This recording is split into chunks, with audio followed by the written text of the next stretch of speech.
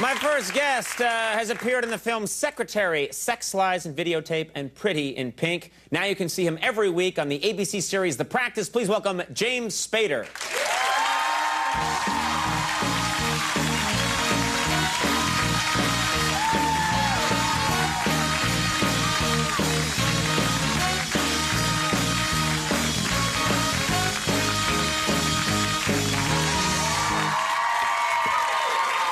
True what you just said. Yeah. You just told me every title that I mentioned of the films that you've been in sound like a porn title. Yeah, they all sound like porn films. Some of them are. Yeah, some of them are. But, and you're good. Let me just say, you're very good. If you go to the X-rated section of the video store, right. You know, they'll have the titles of that are slightly changed from the real title of the film. Sure. Like Romancing the Bone or whatever it is. And my film, which that film always gets a bad knock, I think. It's very underrated. It's actually quite good. It's very good at the end. Yes, yeah. and the sequel was even better. But my films, you don't have to change the title. Just put them out the way they are. Just put them out there, and there they are. Well, thank you for being here. It must be. I don't know what it's like for you. I know you live in Los Angeles, but is it nice to be here in New York City? Yes, it is nice. I mean, you're in a real city where you can walk around and watch life going on around you. And in L.A., I walk a lot in Los Angeles as well, but there's no life going on around you at all.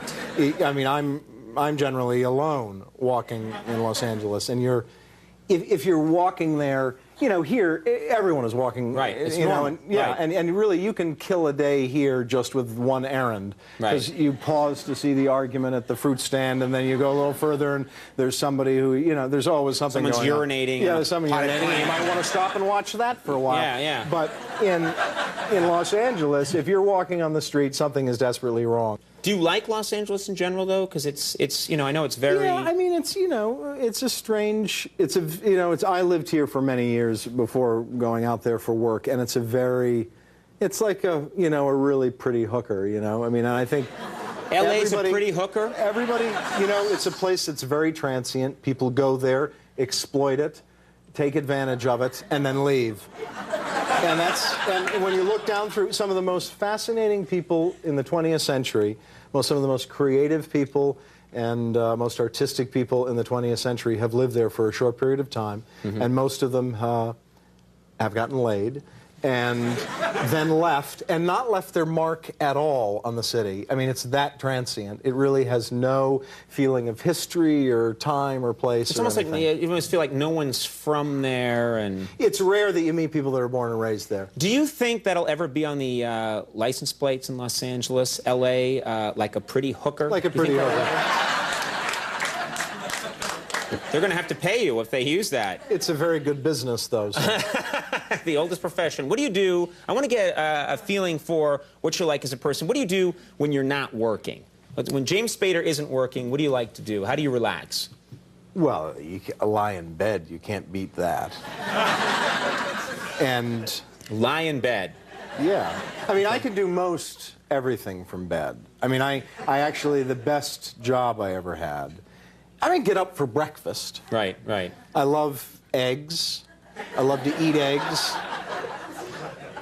You love to eat eggs? I love...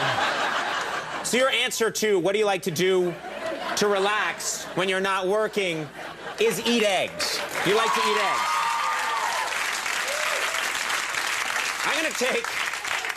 I'm gonna take that encouragement and follow this further. What is it about eggs that you love so much?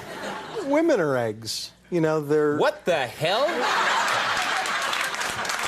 They know. Yes, you mean eggs represent reproduction? Yeah, they represent fertility? There's tremendous sexual imagery with eggs, Eggs are fantastic. They're really... It's like, I remember I was staying with my mother for a week. I can get us off this topic now if you want. Maybe we should move on. No. Let's prevail. Let's keep going. I've never felt more brave. Yeah. All right. You love the reproductive sexual energy of eggs, and you were staying with your mom for a while. You want to go with Mom, right? Yeah. And the nerve to take a sip of water during this conversation. The courtesy bag had vodka in the back, which we can bring out later. But anyway, I was staying with Mom for a week. And there was an article from the New York Times that she'd torn out from the food section talking about soft-boiled eggs. And soft-boiled eggs are really the most perfect food. And we spent a week every morning making soft-boiled eggs and sort of experimenting with this and that. And soft-boiled eggs are, we can lie down if you want. No, this is... Soft-boiled eggs. Soft-boiled eggs are, you experiment in what way? Just try and cook them in different ways? They're really very tricky. I mean, I don't know if people make soft-boiled eggs here, but they're very tricky to get perfect. I mean, they're really very, because if they're refrigerated, they come out and then the white will be done, but the yolk will be too soft, And then, they're literally 5 seconds too long in the water, and your soft-boiled egg is ruined. It's no longer a soft-boiled egg. It's then been transformed into a hard-boiled egg. So anyway, then when you break it open, that perfect white of the yolk, and of the white, and then the perfect sort of orange yellow of the yolk as it runs out over. Anyway, we haven't even gotten to fried eggs. We've killed a day already. I think that's tomorrow night's show. By the time you fit I think you're coming back tomorrow and we're doing fried eggs. By the time you fit in the napping during the day... Are you getting money on the side from the Egg Council? I think that explains this whole thing. I think you're getting paid $800,000 a year from the egg people. Yes. Yeah. And then you can incorporate cheese and forget about it. If we get into that, we're just gone. Forget about cheese. Forget about it. You mentioned you got the best acting job of your life was once from In Bed. How can you get an acting job from In Bed? Well, that's a great thing, actually. There's a... Here comes another sip, and then done. Yeah. Cotton mouth. Yeah. Anyway, bong hits in the dressing room. Oh my God! So anyway. That's worse than a cobra on heroin. I know. Anyway, if you watch the show backstage, you'd know what I was talking about. Sorry. They know, and you're like, what's going on? I was busy. You were backstage. I was busy in the dressing room. Yeah, making an egg, probably. Yeah, I was busy.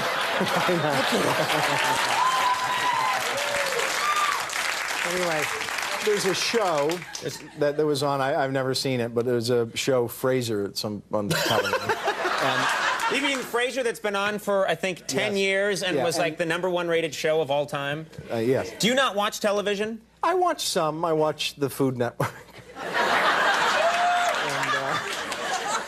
And I'm you think you're on Nightline right now, don't you? I just that started. explains your Hello, Mr. Koppel. No. I just started watching. I just started watching a little bit of National Geographic Channel, and there was something amazing. I mean, I have a lifetime subscription to National Geographic, but it goes way beyond the magazine and the show. I turned it on the other morning with one of my sons, 11 years old, and there was a woman on there, and I'm telling you, not in any way to mean this to be funny, but it was really startling. This woman who was deathly afraid of clowns. And she was in very intensive therapy dealing with this phobia that she had, where literally a clown would come into the room and she would be backing away with a support group there with her too. Other people, other therapists that were helping her and helping her out.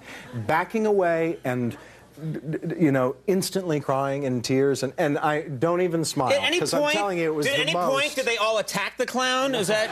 They should have grabbed it, and but obviously something terrible happened. But anyway, it was fascinating as you can imagine. But the. Are you here to plug this National Geographic show? I keep thinking during this conversation. Anyway, let's get back to the job in bed because that was really a great gig. I think we're out of time. We ran out of time. Look at that. That sign they're holding up there. We just spent 40 minutes on this segment. Yeah, we did eggs. We did a woman who's afraid of clowns. I did a phone call on Frasier from my bed. I got paid. They wrote me a check. I just sat in bed. The phone rang. I picked it up, and I was some call-in, listener on the show, talking to them naked, lying in my bed. Now, why did you have to be naked for that? No, I'm naked when I'm in bed. I didn't have to be naked. When I'm in bed, I'm naked. You sound very defiant about that. Like, when I'm in bed, naked time. I'm naked. That's it. And if you're going to join me, you better be naked. I didn't ask to join you. That's your choice. Okay. Oh, right, The Practice airs Sunday nights. You're here to plug The Practice. I know, what The Practice. Oh, right, The Practice. Yes. Airs Sunday nights at 10 on ABC. That's one of those interviews where I need to see the transcript now to find out what happened. Thank you very much. I certainly don't know. James Spader, Ruben Studdard coming up. We'll take a break. We'll be right back.